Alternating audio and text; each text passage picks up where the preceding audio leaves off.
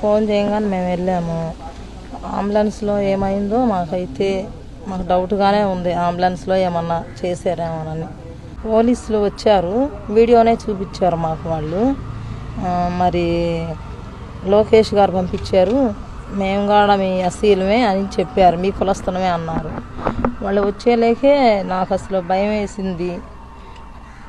వేసి మేమైతే ఏం చెప్పలేదు. తర్వాత లోకేష్ గారు పంపించారు అని చెప్పారు మాకు. మమ్మల్ని ఎంత ఇబ్బంది చేసి ఎంత మాట్లాడాలన్నా కానీ మేమైతే ఏమీ మాట్లాడలేదు.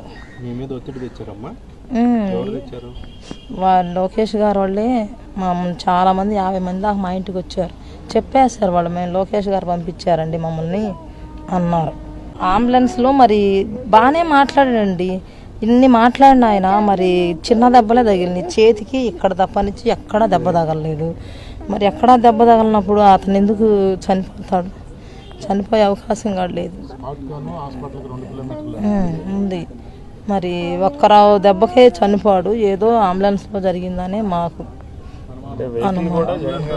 మరి జగనన్న గారు మా పార్టీ వాళ్ళు వచ్చి మేము తీసుకెళ్తాం, మా పార్టీ నాయకుడిని మేము తీసుకెళ్తాం మా ఆటోలో అన్నా కానీ వాళ్ళు అసలు ఒప్పుకోలేదంట. అంబులెన్స్ రావాలి, దానిలోనే ఎక్కించుకుంటాము అని చెప్పారు.